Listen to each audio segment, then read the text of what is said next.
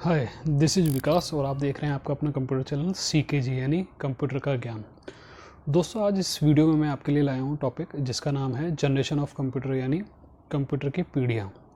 अब कंप्यूटर की पीढ़ियाँ पढ़ना क्यों ज़रूरी है? क्योंकि हर जनरेशन में कंप्यूटर की अगर हम देखें जो पीरियड ऑफ टाइम था, उस जनरेशन में कंप्यूटर का धीरे धीरे डेवलपमेंट हुआ है। क्योंकि पहले जब हम देखें तो स्टार्टिंग के अंदर कंप्यूटर काफ़ी बड़े होते थे, बहुत हीट जनरेट करते थे, इलेक्ट्रिसिटी भी कंज्यूम करते थे। लेकिन अगर हम आज की डेट में देखें तो आज के जो कंप्यूटर हैं उनको हम जेब में लेके घूमते हैं। इतना सारा डेवलपमेंट हो चुका है जब से लेके अब तक का, तो उसी चीज़ को हम इस वीडियो में आज कवर करेंगे।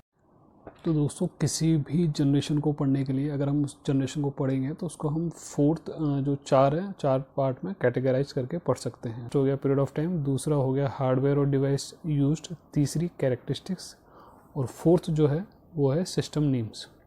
तो हम इन 4 पार्टों में कैटेगराइज करके प्रत्येक जनरेशन को पढ़ेंगे। तो आइए शुरू करते हैं। फर्स्ट जनरेशन की बात करें तो 1940 से 1956 के बीच में, 1940 से 1956 के बीच में फर्स्ट जनरेशन हुई थी।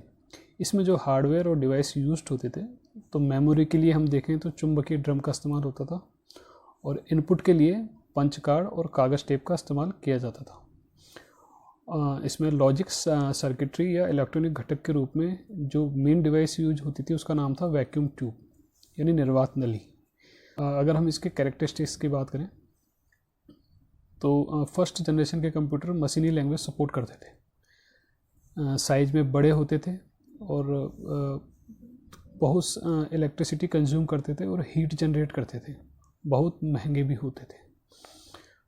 हम उस समय के सिस्टम नेम्स की बात करें तो ENIAC जो था फर्स्ट इलेक्ट्रॉनिक कंप्यूटर भी उसको कहा गया है, जो कि 1946 में बना था, और उसकी फुल फॉर्म हम देखें तो electronic numerical integrator and computer उसका फुल फॉर्म है। उस समय एडवेक था जो कि 1950 में तैयार हुआ था। उसके बाद में यूनिवेक जो कि 1951 में, और IBM 701 जो कि 1952 में तैयार हुआ था।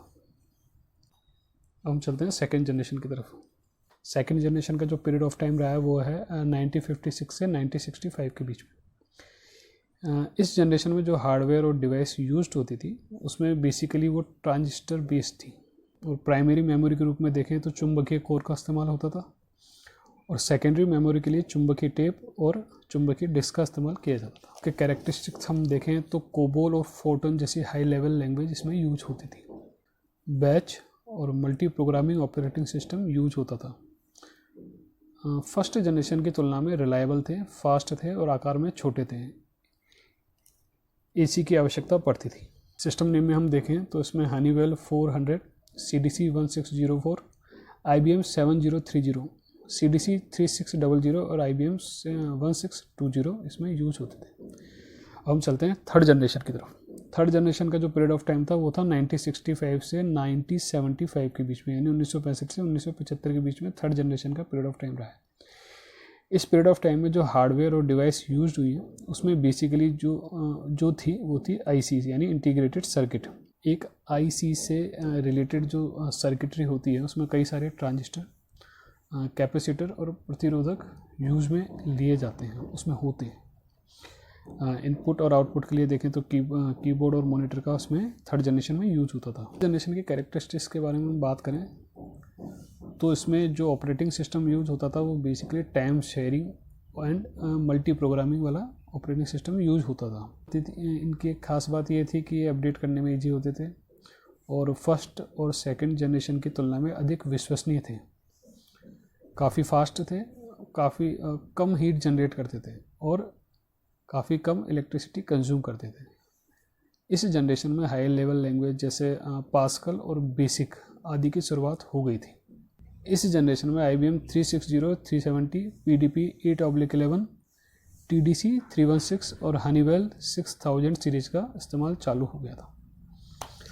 फोर्थ जनरेशन की अगर हम बात करें तो 1975 से 1988 के बीच में फोर्थ जनरेशन रहा है, और हार्डवेयर और जो डिवाइस यूज हुई है फोर्थ जनरेशन में उसमें बेसिकली जो था वो था माइक्रो